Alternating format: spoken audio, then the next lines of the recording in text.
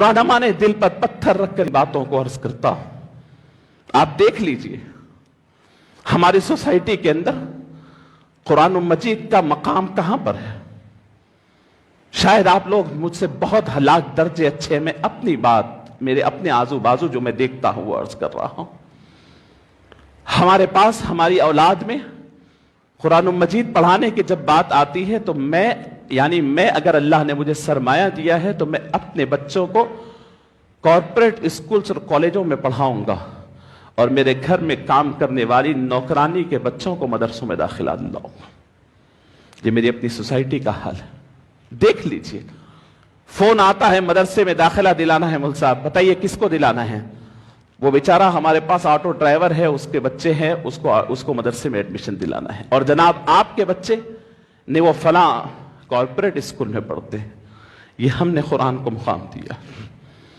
मैं आपको अर्ज करूं, एक साहब ऐसे ही मेरे पास आए, बड़े अच्छे हैं, दीन का दर्द रखते हैं। उन्होंने आकर के बड़ी ये बात अर्ज करने लगे कि मुल साहब क्या करें कि 8-8 दिन हमारे मस्जिद के इमाम साहब छुट्टी लेकर के चले जाते हैं।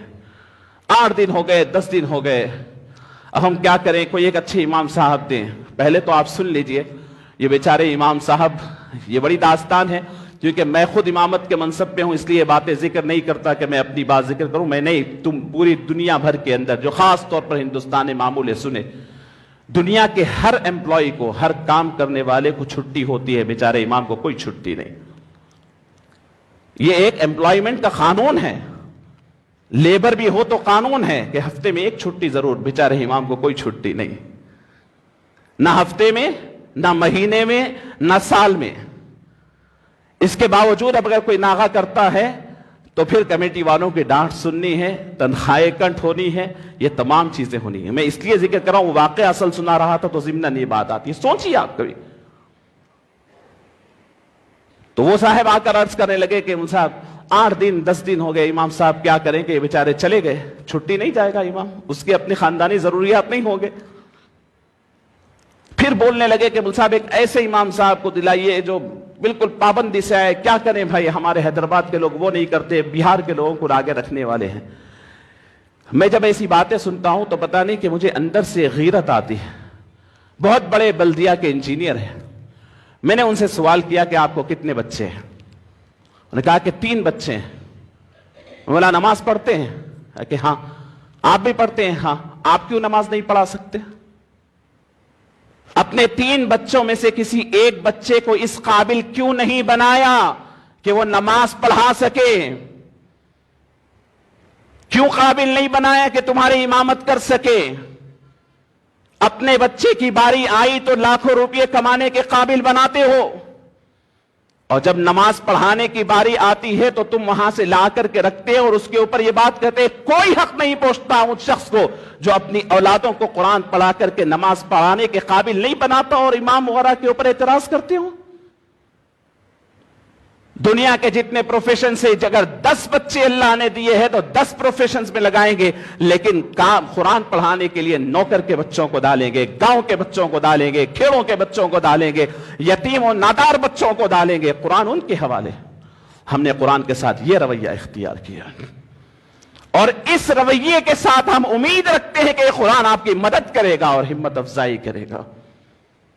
मैं बड़ी माजिरत के साथ अर्ज करता हूं कि अल्लाह रब्बुल इज्जत का निजाम और सिस्टम है कि वाकई अल्लाह के खजाने में कोई कमी नहीं, लेकिन इसके बावजूद अल्लाह रब्बुल इज्जत फाइनेंशियल तौर पर बैकवर्ड लोगों को रखते हैं।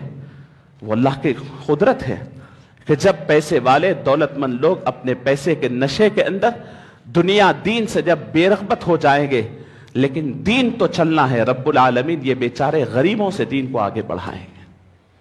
आज एहसानमंद होनी चाहिए इन मदरसों में पढ़ने वाले बच्चों के। क्या कुरान आपका नहीं था? ये बेचारे मजबूरी ही में आके पढ़े होंगे, उनके वालिद के पास दुनियावी तालीम दिलाने के पैसे न थे, इसके वजह से ही आके पढ़े होंगे। उनको शेल्टर की जरूरत थी तभी आकर के पढ़े होंगे, उनके पास तसीरुल अयाली की वजह से मदरसा आए होंगे। लेकिन खुदा का निजाम है कि वो ही थे जो आज तक आपके मसाजिद भी संभाले, आपके मिंबर भी संभाले, आपके मदरसे भी संभाले, आपके दीन भी संभाले। वरना तो आप तो दुनिया में थे, मसरूफ थे کیا آپ کی ذمہ داری نہیں تھی؟ یہ قرآن کی حفاظت ہم میں سے ہر ایک کی ذمہ داری نہیں ہے؟ تو شکر گزاری کے نظر پہ دیکھیے، جہاں کوئی بچہ حافظ قرآن نظر آتا ہے وہ اپنی اس کو بھی پورا حق تھا دنیا کے اندر آگے بڑھنے اور کمانے اور پوری زندگی لگانے کا، لیکن وہ بھی ہماری طرح آ جاتے تو محراب خالی ہوتے، ممبر خالی ہوتے۔ اور وہ وقت ہے، میں آپ کو عرض کر رہا ہوں، آج گورنمنٹ اور ہر انسان اس بات کی طرف توجہ دلا رہا ہے، اسکیمز نکال رہے ہیں کہ غریب بچے پڑھنے آ جائے۔ مائنورٹی ریزیڈنشل اسکولز آئے ہیں جس کے اندر بتایا جا رہا ہے کہ غریب بچے پڑھنے آ جائے، ہم بڑی سے بڑی اعلیٰ تعلیم دلائیں گے۔ تو اب نتیجہ سن لیجئے، نتیجہ یہ ہونے والا ہے کہ اب یہ بچے جو غربت کی وجہ سے قرآن پڑھ رہے تھے یہ چھوڑیں گے اور وہ اعلیٰ تعلیم حاصل کریں گے، تو مستقبل آئندہ 10-15 سال کے بعد آپ کو مسجد میں امام رکھنے کے لیے ملنا مشکل ہو جائے گا۔ ابھی وقت ہے، اپنے بچوں کو پڑھانا شروع کریے قرآن۔